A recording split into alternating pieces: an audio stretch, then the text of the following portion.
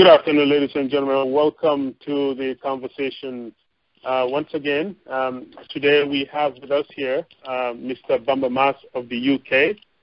Many do know Bamba Mass. He is one of the Gambian journalists that is based in the United Kingdom and a member of Kibaro Radio. Mr. Bamba Mass, welcome to the conversation. Thank you for having me, MB. Thank you. Once again, Bamba, today, you invited to the conversation. We just wanted to have a little chat. This is more of just a discussion. Our goal here is to bring young and prominent Gambians to discuss our national issues, see where you stand on some particular issues, and obviously, hopefully send out a message to help remove the dictatorship in the Gambia. With that said, I just wanted you to take a quick minute to, I know you're a very popular guy. A lot of people know you in the Gambian community, but just give us a quick self-introduction as to who is Bamba Mass, what do you do in the UK over there?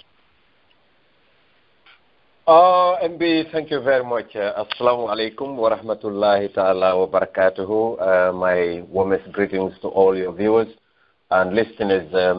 MB, where do I start? There is not much to say about Bamba Mass, a young lad born in the LRR, the LRD, which most Gambians today call LRR, in a village called Barokunda in the Jara East district. My parents originally are from Kiang Masembe, my dad, and my mother originally is from Wuli, but she was born in Jara Sutoko, where her father settled. I went to Barokunda Primary School, and from there I went to Armitage High School in 1983. I graduated from Armitage in 1988, served as a teacher, St. George's Secondary School, Buyam, and Kaur. From there, I joined the Gambia Horticultural Workers Union and became an activist. And because I've been an activist since Armitage days, when I was a member of the anti-apartheid movement at Armitage High School, a member of the Drama Society and Scout Band. Myself, the former Solicitor General Pahari Jammeh, the former Junta Vice Chairman Sanabairo Sabali, and a host of others were classmates from Form 1 to Form 5. And from teaching, I joined the union, and from union work, I started work at Senegambia Beach Hotel and became a senior officer on the beach. And from there, I pursued a law degree, got a diploma in law at the GTTI, and moved over to the United Kingdom and started an LLB course at Bournemouth University. And I've been in this country since then. I went to the Gambia once, where I was briefly detained, released on the orders of the president. For whatever reason, I don't know. And I came back to the UK, and I've been an activist ever since, because since the formation of the United Democratic Party, after the banning of political parties and starting campaigns, I campaigned for the UDP, and I've campaigned in almost every city and town. The UDP has held a meeting from 1996 to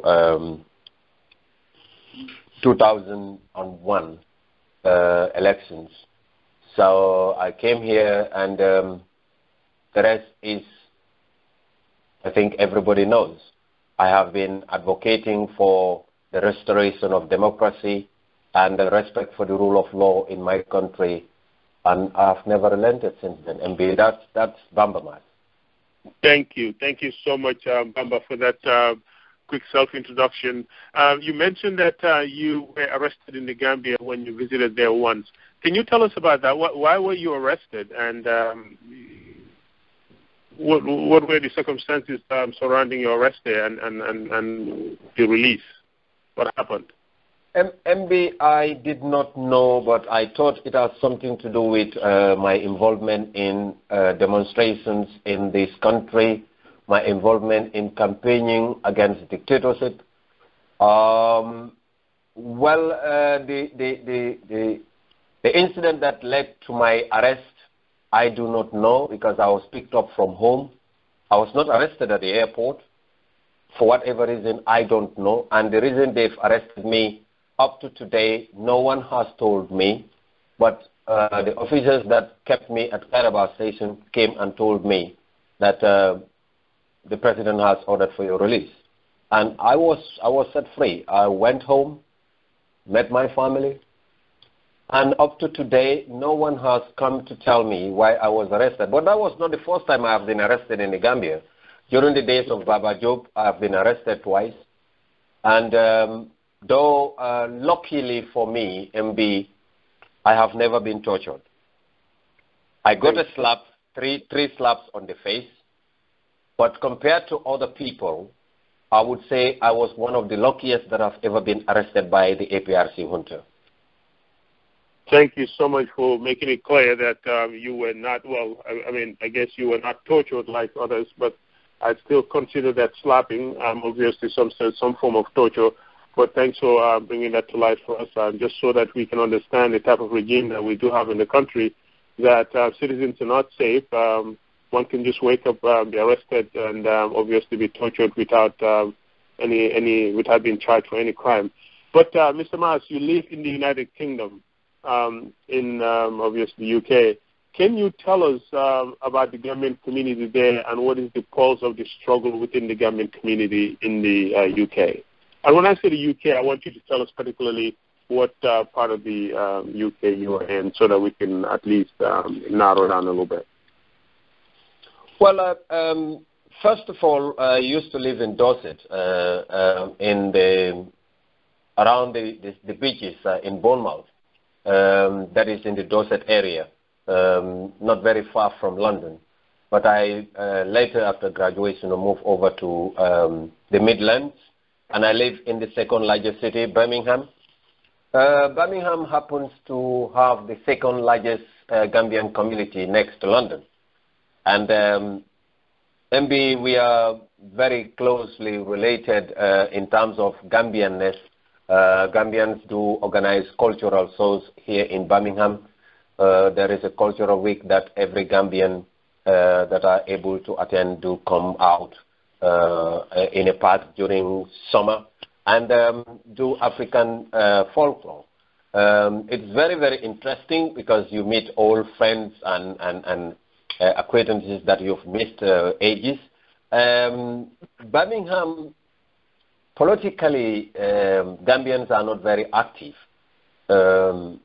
I would say generally in the United Kingdom, we have very, very few active political participants, if you like, because the trend that I see, most people do actually engage into demonstrations and I don't know how would I put it, for personal gains, just to make it short. Not actually they are politically active, as I would call it politically active, because some faces that you would see at one demonstration, you may not see the following year for one reason or the other. And every time new faces do come in. Thank you so much. Well, I mean, obviously, we know that the struggle that we're in, people come into the struggle for quite a lot of different reasons, and it is very understandable that some come for personal, gains, and others just believe in the fundamental, rights and ensuring that our nation is free of tyranny. And but you are in the UK. You said in the Birmingham area. We know that the main opposition leader, Mr. Hussein Udabo, is currently there. But before we get into that, which we will talk about a little bit, just yesterday we, as a nation, the Gambia celebrated 51 years of independence. what does that mean to you? And are we really independent as a nation? Well, MB, it depends on the interpretation of whoever is saying it. Independence, in my view, is all about freedom. We, as Gambians, said we were free from Western domination, or, if you may like, British rule, colonial administration or colonial rule. Having gained independence for 51 years, looking at the trend of the Gambian workforce and the level of freedom for average Gambians, I wouldn't say that the Gambia is independent. I wouldn't say the Gambian people are free. I wouldn't say the Gambia is self-determined. I think the Gambia is recolonized, even though the faces are different, even though the citizenship of the colonizers are different. But I believe the Gambians, few group of Gambians have colonized the Gambian people.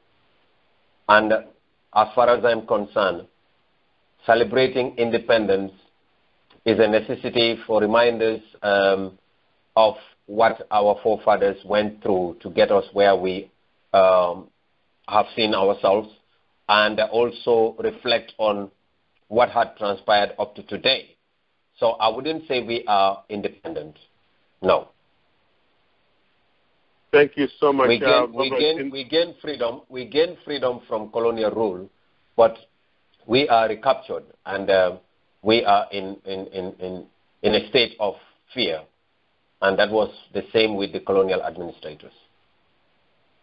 Thank you so much for that answer. You are very right in the sense that obviously we're not quite an independent state now, given that we're now under another oppressed regime. Obviously, moving from dependency of the colonial masters to independence, and then we find ourselves again under the tyranny of jammeh and his bandits in the nation.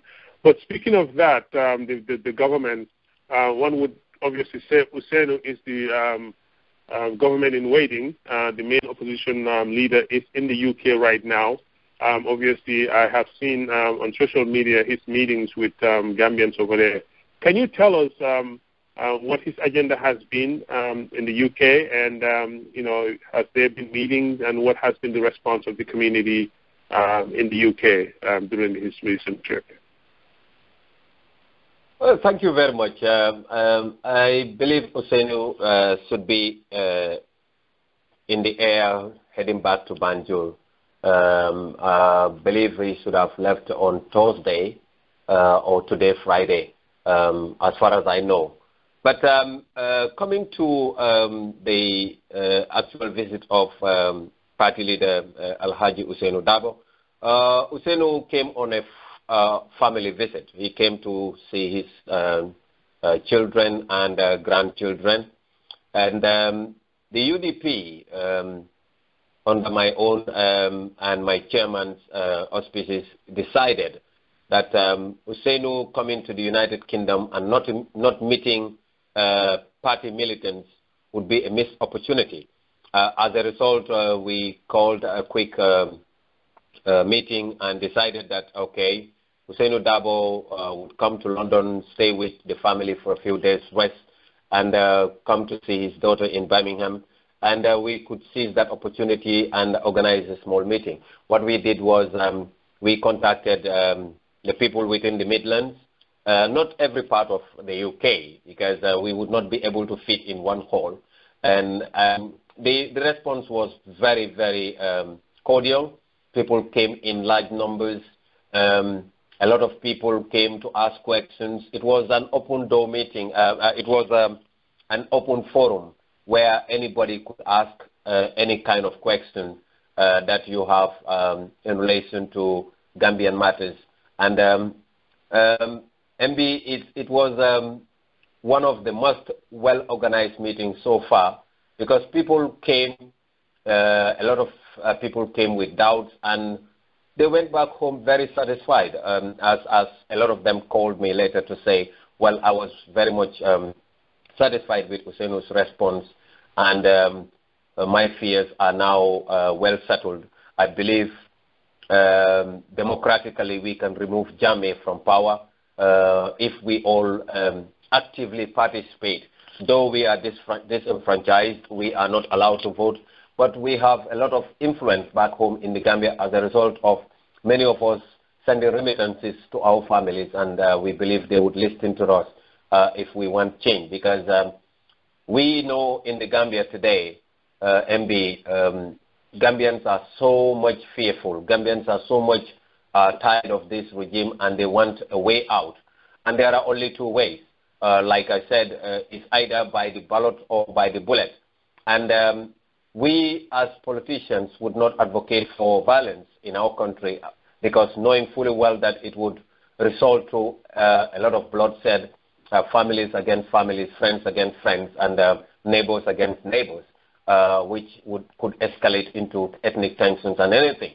The only way that we would want to get rid of Yahya Jammeh and his terrible regime is by encouraging Gambians to register, the youths in particular, and cast their votes and leave the rest to the politicians and the international community to sort out. I do have a strong belief, like my party leader said in Birmingham, that we are sure that this 2016 is a very decisive year for Gambians, and a lot of Gambians back home, because they are our only hope for a political solution to this predicament, are very much energized. And the only way we can help is what Ousainou came out to tell Gambians, that we all do contact our families and encourage them to register and vote. And also, people need to help the opposition, because there is no other way of funding for the opposition, whereas compared to the regime, they have all the state resources at their disposal. The central bank they have the keys to the central bank. All government vehicles are at their disposal. Radio, television is at their disposal. They have their own newspaper, everything. And the oppositions, nothing absolutely. They have to rely on online media to at least get their messages to the people. Thank you so much, Bamba, for that eloquent answer. I, however, must also correct myself for calling Ousainou by his first name. I think it is only right that we call him either Honorable Dabo or call him Lawyer Dabo with his right titles. That was an error on my part. But moving forward with speaking about the UDP, Bamba, I want you to be very direct with me. We all know that Lawyer Dabo is very learned. He understands the constitution of the Gambia.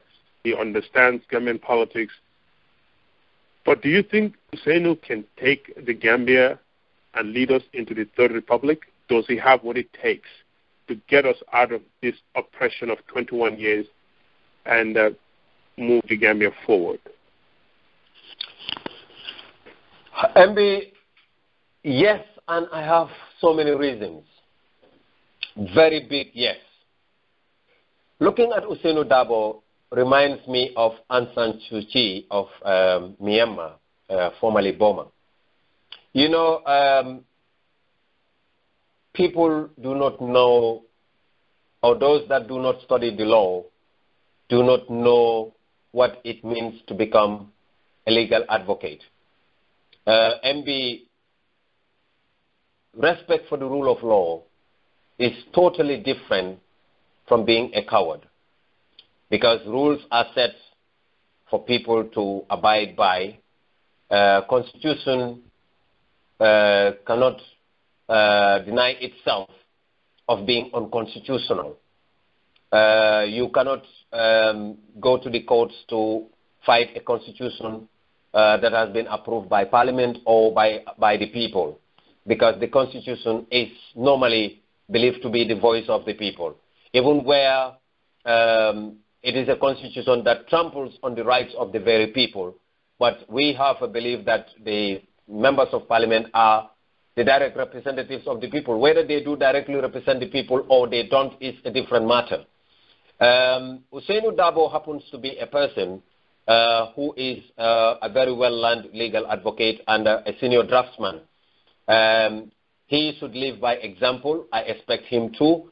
And being a very well-known moderate, Ousseynou does not subscribe to violence, unlike so many hardline politicians that we see. The Wajuaras, the Honorable Omar Amadou Jallow, they are very well-seasoned politicians. But looking at the trend of Ousseynou Dabo, I do have a belief that somebody who knows the law, somebody who has always tried in every way possible to avoid violating the Constitution would respect that very Constitution once given the mandate by the Gambian people. And I am going to say this, MB. Lawyer Ousseynou Dabo, I had so many encounters while with him on campaign trails. This man has always been a non-violent person, even when his life is at threat. I remember in 1997 at Chamwe Bridge, MB, I was there when UDP was attacked by APRC militants with machetes. Can you imagine? These people came to kill. These people were ready to shed blood. They were hiding in the bushes behind Basse and Chamwe, and all of a sudden we found a roadblock. They set up the roadblock themselves. It was not the police. They were just APRC Green Boys or July 22nd movement boys, if you may like, headed by Momodou Soma Job and Alaji Banta Kamara himself, attacking the UDP convoy to make sure they cause more havoc, more death as they can possibly. And there and then, this party leader was appealing on the UDP angry youth not to resort to violence. I was very angry with him then. I was not happy. But it has increased my respect for him because people are made different. Maybe because then I do not know the law or I do not know the values of the law as I do now. And that was why I felt, well, if somebody wants to kill me, I will kill him. But he sees it differently. He expected the due process of the law to take its course. Of course, we know under the APRC regime, there was no law, and there is still no law. As far as Yaya Jammeh is concerned, Yaya Jammeh is the law.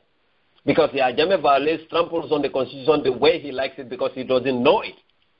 So I have this strong belief that if Gambians should give Ousseynou Dabo a chance, a man, a senior draftsman for that matter, would definitely give us, the Gambians, the rights they solely deserve. Thank you so much, Bamba. You mentioned about his demeanor, his understanding of the Constitution. What would you say to that citizen that says, listen, I question Lawyer Dabo's leadership skills in the sense that for 21 years, our country has been oppressed. He is a major opposition leader, but he's still not able to bring the opposition together to be able to fight for the Gambian people to get out of this tyranny that we're in. What would be your answer for that as a supporter? And I understand this is something that Lawyer Dabo himself might say. He's very learned. He understands the Constitution, great demeanor for the Gambian culture and obviously our country as a whole. But his inability to unite that opposition against him, given all the tyranny that has happened, all the killings and abuse, would you say that that's a shortcoming on his side, or he has failed in that sense, or is there more to that? Well, MB, it is neither a shortcoming or a default on Ousseinou's side. Looking at the way and manner Ousseynou Dabo leads the United Democratic Party, I am a member of the UDP. And MB, today I am talking to you representing the United Democratic Party without needing to seek Ousseinou's approval. I have known the United Democratic Party to be a very independent minded party where every party member is equal. compared to other political parties, I would not say the UDP is the best, but that's the way I see it. Everybody would be entitled to the way you may interpret it as you may see it. But the failure of the oppositions coming together, you know, one has to look at it in a broader sense. In my view, it is because of the different policies and the different criteria the parties were set up, and also because the Gambian people themselves are so disenfranchised, are so disorganized, are so disunited, and in the sense that everybody belonging to any particular party would want to see their party's voice through, and the party leaders are kind of handicapped because if either you listen to your constituent or your followers or be marginalized. Ousainou Darboe, on the other hand, always comes back to the party with any proposal from the group of opposition leaders once they sit and discuss. And the decision is entirely that of the UDP, not Ousainu's. And Ousainou would always abide by the decisions of the members of the party as a whole. And I believe that's so with... you wanted to say something? No, I want to say this, but I mean, I understand where you go with this. And again, ladies and gentlemen, our goal here is not to attack the UDP or Ousainou, lawyer Ousainou Darboe in any form. This is more of a conversation just for us to understand, you know, what is happening and to be able to move forward as a nation. Bamba, part of leadership is the sense that the UDP has given Ousainou, Honorable Ousainou Darboe, the mandate to lead that political party. There comes a time where he has to make a decision, and I understand the need to go back to the people, but part of leadership is sometimes taking the bull by the horn and making a decision and not having to each time go back to the base to really talk to them. Ousainou understands, again, what we have been going through for the last 21 years. You cannot continue to talk to the people. If you're in a leadership position, there is a decision that sometimes you just have to make and take responsibility of. Why is he not doing that? MB, of course, like I said, Ousainou do take decisions on behalf of the UDP when and where necessary. Like I can give you an example. When NAD was formed, Ousainou Darboe accepted to be part of NAD, even when the party was not consulted. I have already stated earlier that, like I am talking to you, I do not need the approval of the party leader to come on the air to speak about the United Democratic Party. And that's how democratic the UDP has always been and would always be. The UDP, like I said, is not all about Ousainou Darboe. But Ousainou Darboe, being the party leader, has been given the mandate by the party to represent the party and speak on behalf of the party at any fora or forum. The issue of coalition or the issue of parties coming together, the reason why Ousainou Darboe could not or is not able to unite the other parties together is because the other parties are not members of the United Democratic Party. They have their own different criteria of the way they want the unity or the way they want it to be approached. Like, for instance, UDP came up with an idea to say, why not we have a party-led coalition? Another party came up and said, why don't we go for a convention? Another party came with another different idea. And bringing all those ideas to one table and ironing it out to at least resolve it, save it, and make it one big bold is something that has taken the opposition leaders these 21 years. And believe it or not, the UDP is still committed to unification of all parties, like you might have heard, even whereas you're not a journalist, but you might have heard that Ousainou Darboe has been chosen to at least pioneer the unification of the opposition leaders, and that they are still on the discussion process. Hopefully, we have fingers crossed that this time around they would come up with something tangible that would be accepted by all parties. But it doesn't mean that anything the UDP comes up with, the other parties would have to accept, or anything the other parties come up with, the UDP would have to accept. And those differences led to the dissolution of NAD, and those differences led to where we are today, because let's face this. there is a lot of difference. There is a lot of tension between the opposition parties themselves. You have to understand that one or two of the parties, or one of the parties, branch off from the UDP, the Ndam party led by Wajuara during the NAD session, and because of the animosity between the party leaders at the time, there was a lot of friction. And because of that friction, from our UDP perspective, NAD was going smoothly until when they started having secret meetings outside of the UDP, and the UDP saw that as some sort of a push away mechanism to get the UDP out. And when they went into selection of a party leader, they decided that they have to vote, the party leaders themselves, not even the delegation, the party leaders themselves would have to vote to choose a leader. And the UDP felt that was some sort of a ploy, at least to not to get them selected, because the UDP felt that, well, automatically they would not get the vote of Ndam because of the animosity between UDP and Ndam having broken away from the UDP to become a faction. So so many things led to so many things, MB, and that is where we are today. And I hope and pray that, having taken us almost 15 years now, or almost 10 years now, the leaders have realized themselves that there is a national cry for unity. And I hope, even that question has been asked several times at the Birmingham meeting, and the party leader answered them perfectly well. Thank you. Thank you so much, Bamba, for that. Obviously, our goal here is just to understand more, from a big wig like you, who is a member of this party. We wanted to get a little bit more inside information. Now, Bamba, obviously, I know that around the world, the most popular way of forming a coalition is coming, rallying behind the, main opposition and to flush the sitting government out. Given the situation that we are in, and this is a direct question, and we can, it's just, for a quick, short answer. UDP is the most popular party on the ground. We know that the stalemate has been that Doe wants a primary. Why don't they just do a primary and call it a day and then obviously move forward?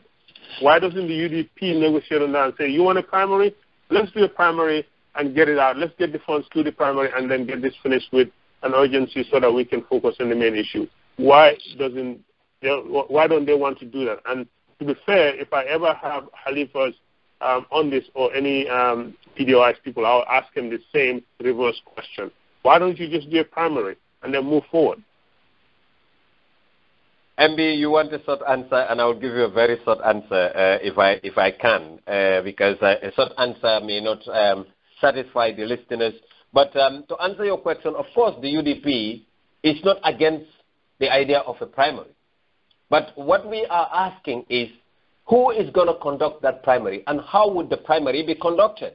Because having a primary, the way and manner that it's been presented by the PDIS, if you may like, for every party to select the exact number of delegates, we are totally against that. If we are going for a primary, let's go for a primary. Let the Gambian people decide whether the APRC would join in to make sure UDP does not get the candidacy is another matter. But what we are saying is, if we are going for a primary, let the Gambian people decide. For parties to select delegations is out of the question, because then it would be the same as when NAD was in motion. Yeah. All right. Well, thank you so much. Again, I know hopefully one of these days I will, get a sit down with Lawyer Sundabo himself, and I have some very good questions that we would like to answer. We would like answers on. And again, ladies and gentlemen, this is Momodou Krubally speaking with Mr. Bamba Mass of the UK. At the conversation here, just trying to get a better understanding of where our citizens stand. Our stand on issues that are affecting our nation right now, and how to move our nation forward. Now, Mr. Mass, if we may just continue on this discussion. Will the UDP comply and re-register, given that lawyer Usainu Dabo does not agree with the new election laws? I ask this question because, as you stated, the constitution that is being cited right now is something that Yahya himself does not respect. Will the UDP comply and re-register as required by the new election laws? Well, MB, right now we are on the negotiation table with the demand for reforms by all opposition parties to the IEC. We hope the IEC would realize the predicament their silence could cause the average Gambian people, and we also hope that the IEC would love the Gambia as we all call home and not descend us into chaos. We also believe that the IEC, as they are called, would be independent, impartial, and be good referees of the Gambian people as mandated by the Constitution.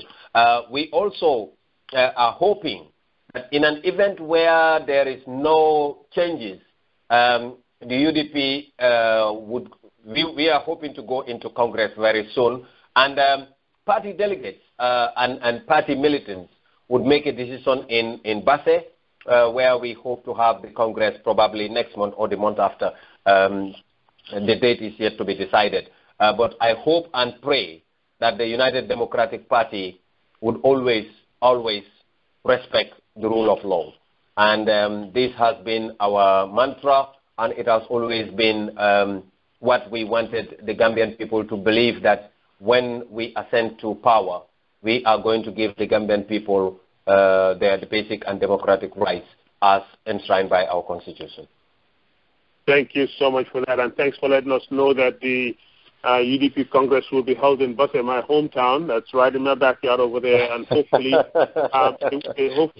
hopefully it will be the beginning of change, because I know the Basse people are very good at expressing themselves, and we obviously don't hold back. And I hope that UDP will be able to sell their agenda there, and we will all do our best to help sell the agenda and to hopefully get the momentum needed over there to move into Banjul and take over the government and come December. Mr. Mass, once again, thank you so much for coming to the conversation here. If we may continue just a little bit, again, we'll try to keep you no more than an hour here today. Okay. I know that you're a very busy man, and we appreciate the time that you took to come and speak with us.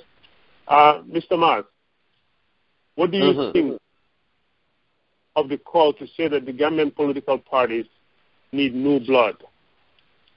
In your take, why do you think we're not seeing a lot of young players on the political scenes? Would you say the leadership has failed, or the young people have refused to take their role? Quite the contrary. I can answer for my party, the United Democratic Party. UDP has libraries of young talents, as you know very well. The party militants are more youthful than any other political party. If you had said, why did the elders decided to do away with politics and they are not as active as they should be? Of course, the UDP party leadership comprises of elderly people, and we do have a traditional belief that where there is no elder, there is no wisdom. This is the United Democratic Party, and to say that why don't we need a young blood? Of course, every party has its criteria. Like I said, the UDP is going to a Congress, and I said it should be in Basse, and it will be in Basse by the grace of Allah. Any interested young UDP party militant who intends to become a leader could challenge the party leader, and once the people voted you into leading the party, automatically Hussein would hand over the mantle to you. The party leaders has always called for younger generation to come and learn from them, take over from them, which the UDP is doing. Of course, if you look at the UDP youth wing, it's all comprises of very young, talented youths, educated ones for that matter, that can take the Gambia to higher heights, far more than the APRC can ever dream of. And even with other parties like the PPP, MB, we are all products of the PPP, if you like. My parents have been PPP all their life, including yours. Looking at the PPP as well, PPP has a lot of youth following. The leadership might be elderly, adults, but they still have a lot, like the PDIS also has a lot of youthful following. The NRP has a lot of youthful following. The Musanjados and others, they are all young, very well talented lads that can take our country anywhere. The actual problem, yes. But Bamba, we keep saying that there's pockets of youths in all these political parties. We have yet to see a youth emerge to lead any of these political parties. Are we kidding ourselves when we keep saying that there's a youth out there and they're participating, but we're still failing to see youths come up and lead these political parties? I'm asking this question because at some point, some of these senior political parties have to groom a leader, a youth leader to come, just like the Democratic Party did with Barack Obama here. Obviously now he's one of the younger Democrats who is leading this party, but we also how he was the keynote speaker before he became a candidate. That was their way of grooming. And when he became a senator, an older senator took his office and gave it to Barack Obama to be able to guide him well. That is where I'm driving here. We keep saying that there's young people. I know that there's the people like the Amadibas, yourself, the Suntu Toures, who are obviously capable of taking us to into the Third Republic. But these people are not emerging at leadership positions. They're there. They're supporters. When are we going to see the young blood up there rather than the same old faces that we've seen for the last 21 years? No, MB, I think you were not listening when I said the UDP has a lot of youthful following, even within the executive. If you look at the UDP youth wing has got talented, well-resourced Gambians in the presence of Lamin Diba, in the presence of Lamin Dabo, in the presence of Solo Sandeng, the Secretary General. You have the likes of Mr.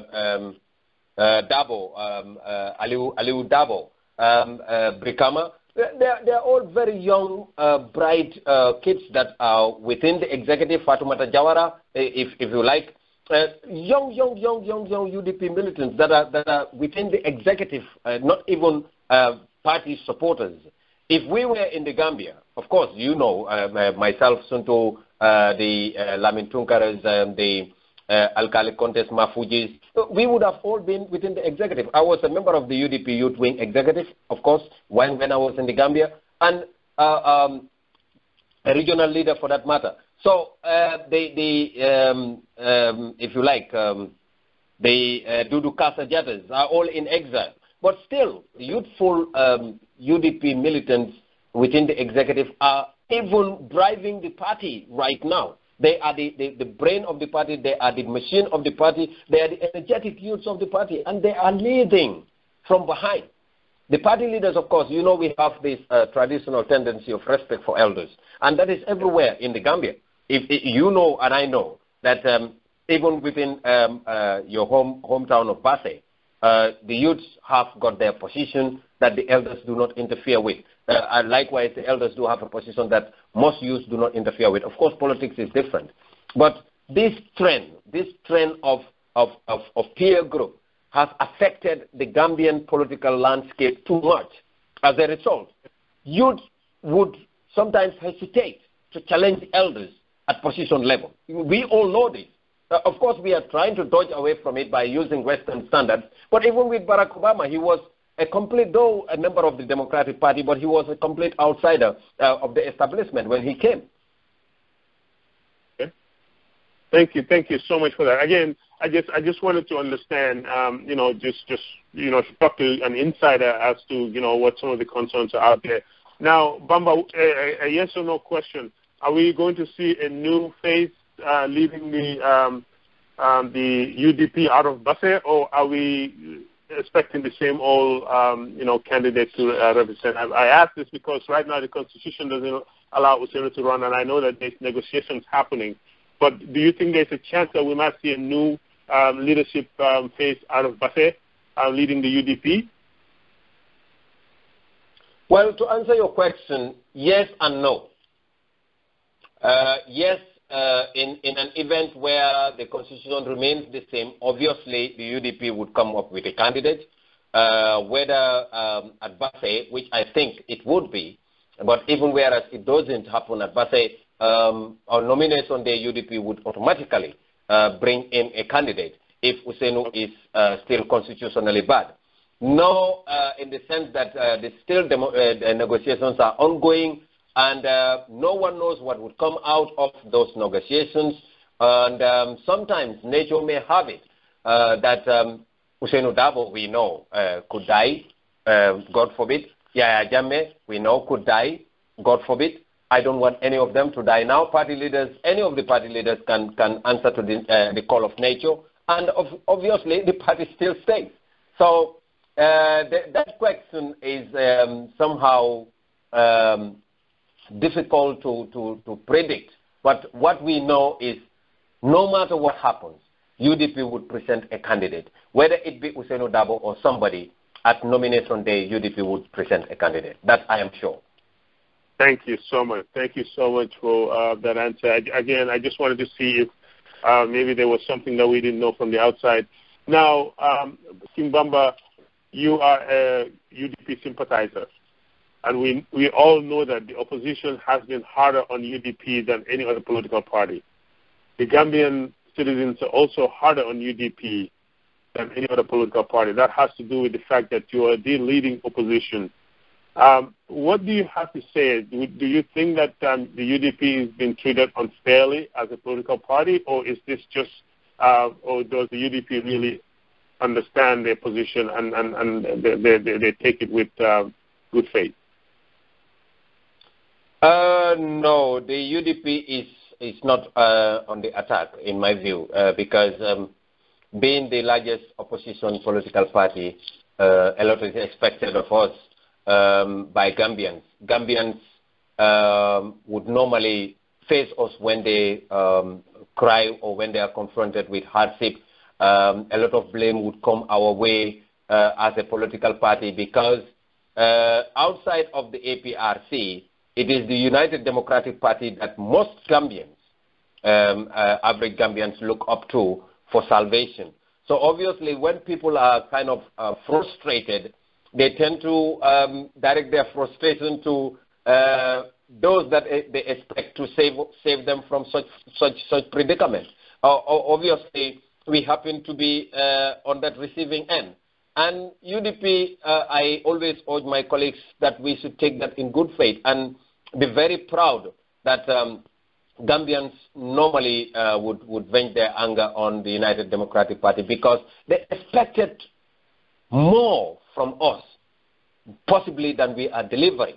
And we should always learn from our critics and develop on it as a political party because without criticism, we would not even know if we are doing better. Thank you so much, Bamba, for that excellent answer because it is very important for the UDP to really understand that part of leadership is that you have a lot of voices, more voices than a lot of the opposition out there, and the expectations are very high because a lot of us are really looking up to lawyer Ousseynou Dabo and the UDP to really be able to put up a good fight against this regime so that we can end the tyranny that we've been dealing with for the last 21 years. And it is good to know that an insider thinks this way. And obviously, hopefully the people will listen to that and understand. And I hope that the supporters will take heed of your advice that they shouldn't be out there, trying to answer every single question. Sometimes it's just citizens just trying to express their frustrations, obviously, which is directed to the UDP. But with that said, Mr. Mark, let's just switch for a quick second here from politics to a little bit of religion, and I promise we'll get you out of here for in another 15 minutes or so. You are a practicing Muslim, obviously. What is your take on Yaya's recent declaration to announcing the Gambia as an Islamic state? Is this good for us? Hypocritical. Okay. Very, very hypocritical. MB, my religion, or our religion, Islam, has been misinterpreted in so many different ways. I understand, because a fast-growing religion like Islam, there is no doubt that it would get attacked from all angles. The Gambia has been living as a majority Muslim nation, where other religions are permitted since before colonial rule. And the Gambia has accepted that kind of customary and social acceptance of people being left free to choose their religion the way they would want it. You have families in one compound that shares different religious beliefs. Even within Islam, we have different ways of approach to the religious doctrines. In the Gambia, you have Tijanis, you have Murids, you have different denominations of Islamic following. For Yaya Jammeh to come out and declare the Gambia an Islamic state, I don't know what Islamic denomination or what Islamic sect Yaya Jammeh belongs to. He would not call himself Sufi. I don't think so, because Yaya Jammeh does not even know the difference in these various Islamic denominations that we have across West Africa. For him, coming out to declare the Gambia an Islamic state and saying that it would be an example of an Islamic state where people would be free to do as they wish, or if you may like, people would not be subjected to any kind of Islamic doctrines, is hypocritical, because Islamic state, once declared, goes with Sharia, goes with so many different forms of Islamic, not fundamentalism, because if I should say fundamentalism, many people would construe it to be hardline Islamic way of life. But Islamic doctrines, where Islam would take precedence, where our laws should be interpreted according to the Islamic faith, where so many things could be punishable in an Islamic way. But still we have the courts functioning, still we have jamborees taking place, still people have boyfriends and girlfriends, which in an Islamic state is definitely a no-go area. And Jammeh, having declared us an Islamic state and accepting all these things to still go on, is hypocritical even in the eye of God. So I would definitely say, from my perspective, that Yaya Jammeh called us an Islamic state even without consulting the Gambian people or taking it through Parliament for approval, is just his normal ways of ranting and trying to gain popularity and getting aid from the Islamic nations like Saudi Arabia, Qatar, and the Gulf states. Thank you so much, Bamba, for that. Obviously, I know you're very close to your religion and you practice it very well. And obviously, I think it is very important for some of you, the scholars, talk on these issues so that the Gambian people can have a better understanding of it. Mr. Bamba Mass, 21 years of oppression. You talk to the average person, including my own parents. If you complain to them about this regime, they say, leave it to God. When his time is done, he will be gone. Everything you talk about, our people say, leave it to God. Bamba, do you think that this Islamic agenda is actually part of the reason why we're oppressed as a nation, that the faith is blinding us from really taking responsibility in our hands and flushing out Yaya Jammeh and ending this tyranny? MB, Islam has never and will never encroach upon the right of Allah's subjects. Islam, if I say, means Allah subhanahu wa ta'ala never, has never and will never bestowed upon us, his subjects, what we can never take. Looking at the Gambia, like you said, a lot of people, when you talk to them, they would say, it's all Allah. Let's leave everything to Allah subhanahu wa ta'ala. When his right time comes, he would go. It's helplessness.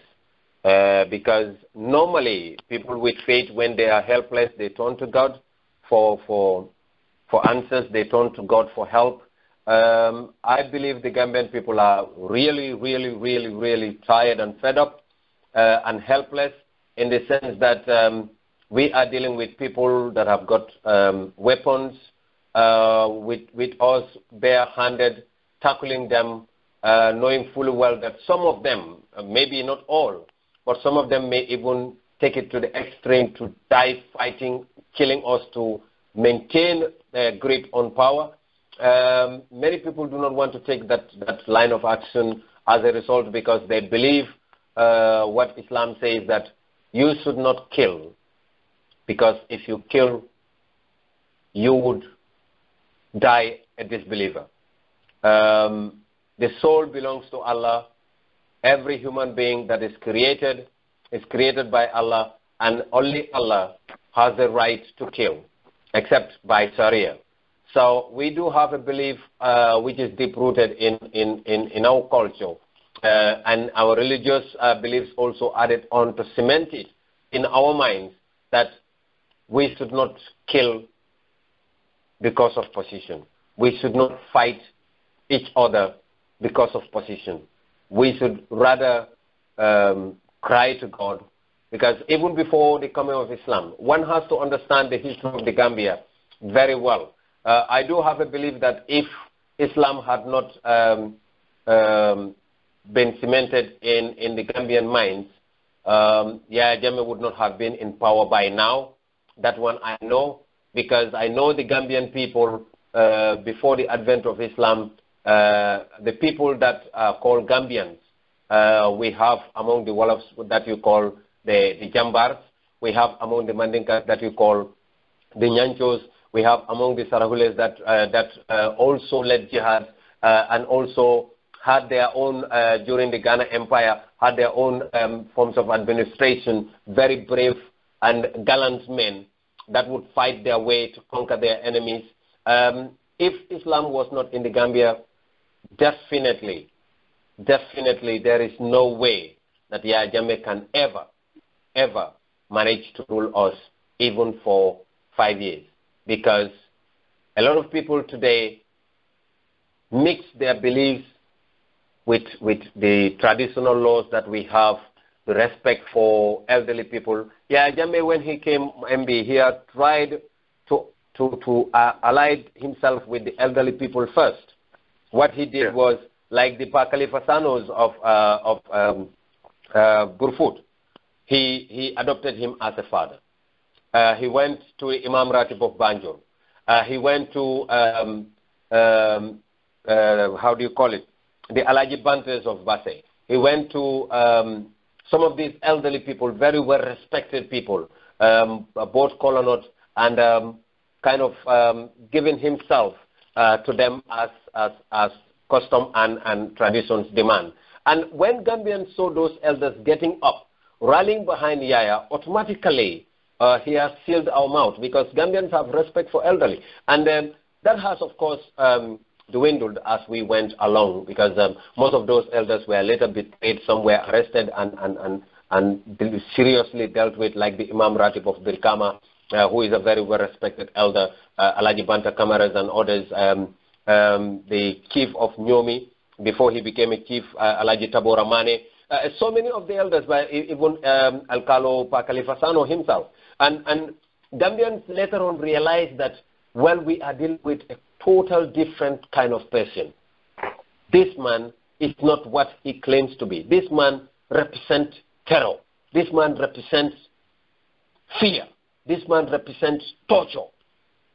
That is when Gambians, most of the elderly people, decided to bow their heads and kind of let him be because he has got guns.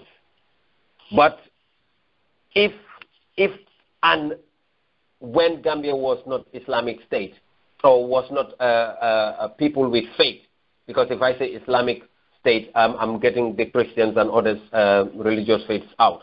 If Gambia was not religious, Gambian people were not religious. We were like religious days before Christianity or before Islam. In those days when we had the Nyanchos, we had the Jambars, the Gelawars, and if you may like whatever name you call it, the Chedos. Yaya Jammeh would not be able to rule the Gambia for more than 5 years. I have that belief. You're so right, and thank you for confirming that. Obviously, our religious belief does somewhat aid this tyranny that we're faced with for the last 21 years.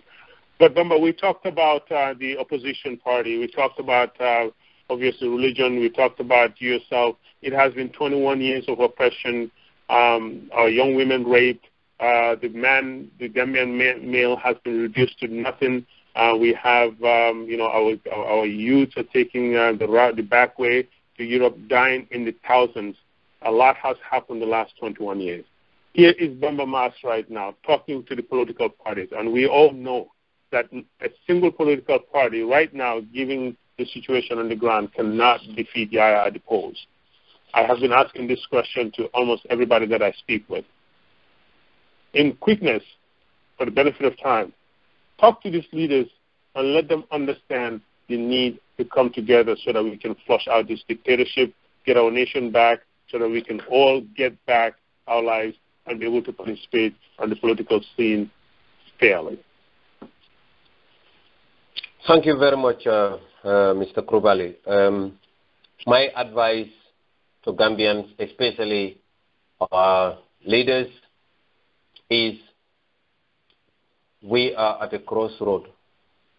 The Gambian people are crying out to you.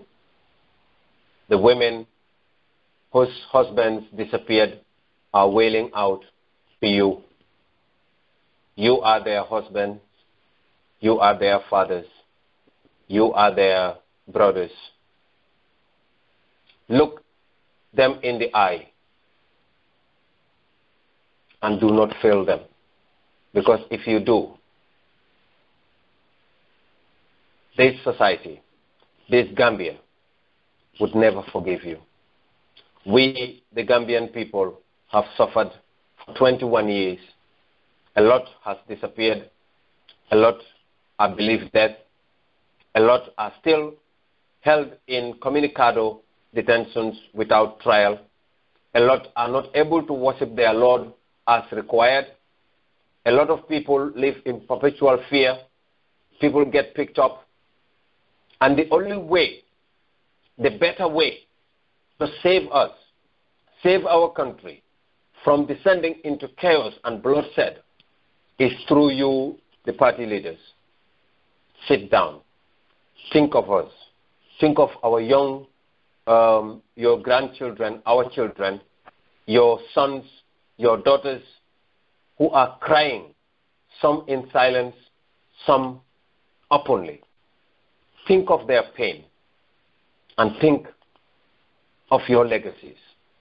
Save the Gambia from the clutches of tyranny, because it is only through you right now that we can get it right and we can get it perfectly smooth. For those working at the Independent Electoral Commission, you have a duty. You owe it to the Gambian people. You owe it to the legacy of yourself and your children and your future generation that would come after you, that you do the right thing. Look at the Gambians in the eye and do that right thing for the benefit of all of us, for the benefit of prosperity tomorrow, for the benefit of our Gambia, the Gambia we call Mboki, Bena Mboka, Bena Bai, Bena Yai, the Gambia we call Nene Goto, Baba Goto, Komine Wandi, the Gambia we call Maremo, the Gambia we call Kamerka Jantu. Gambian people are one family. You know that your actions could affect your son or your son's wife or your daughter or your daughter's husband or your daughter's family or your son's wife's family or your extended family. Your decision is very important. You are the Independent Electoral Commission. We have accused you of so many malpractices, but this time around in 2016, you can surprise us by doing the right thing. I'm not saying favor the opposition. I'm not saying favor the APRC, but make the playing field level and be impartial and do not side with any group. Allow us to vote and do not rig elections. Do not do illegal registration. Do it according to the Constitution, even under the whims of pressure. Do the right thing, and Allah would be pleased with you. If you are a Christian, God and Jesus would be happy with you. If you are a free thinker, whatever way of worship you do would be happy with you. And your conscience would also be happy with you. I thank you very much. Assalamu alaikum wa rahmatullah. Thank you, Bamba Mass. Very well said, my friend. I do this because I want the Gambian to speak from their heart to these leaders and understand that they are who we look up to, and they are our route to a free Gambia, and that with their help, their leadership, we will be able to end this dictatorship that we have been faced with for the last 21 years. And I hope if they're listening, and all their supporters, that they're listening to Mr. Bamba Mass. Once again, these leaders need to understand that we're looking up to them, and that they are our last resort for this 2016 to be able to flush this regime out. With that said, ladies and gentlemen, you're listening to the conversation. Momodou Krubally is speaking with Bamba Mass of the UK. Bamba Mass is a leading voice in the struggle, and he is also a leading voice in the UDP and also on Kibaro Radio, where he has a great platform. And hopefully, Bamba will take the time to play this interview and share it with his listeners. You can listen to more of these videos on YouTube, typing in Momodou Krubally, Momodou Krubally, the conversation, or if you type in the conversation Bamba Mass, you'll be able to listen to this particular recording again. Bamba, thank you so much for coming to the conversation. In the next few days, I will be having your partner in crime, Yanks Dabo, to come and speak with DJ2. He has accepted an invite. Give me an insight on this guy so that I can really get him. He's a professional, he's a smart guy, and he's a media guy. I need a little inside information so that I can really get into his head. Well, thank you very much, MB. Many people do not know Yankuba Dabo. Yankuba is an easygoing guy. He is cool, very, very respectful if you know how to deal with him. Of course, the youthful exuberance is always there. His energy kind of overtakes his body, and sometimes the way people see him talking, and when you see him adjudicating or advocating, if you may like, in court, that's when you know the real Yankuba Dabo.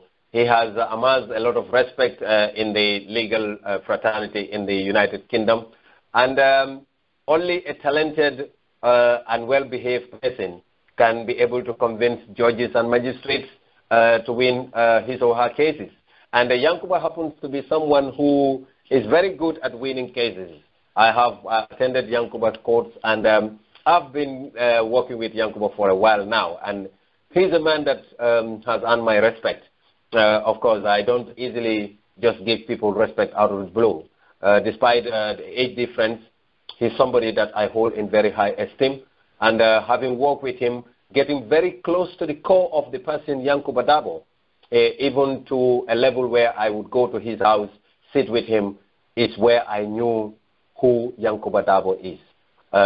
If you are able to have Yankuba, you'll have a talent of a person who knows very well within the legal field. He is very intelligent, very, very intelligent. Thank you so much, Bamba, and thank you for accepting the invite. This is not going to be the last time we will be reaching out to you. This will be an ongoing conversation so that we can talk to the people, And greetings to your family. And ladies and gentlemen, once again, this is the conversation with Mr. Bamba Mass. Thank you so much for listening, and have a wonderful day, and greetings from Los Angeles. Thank you.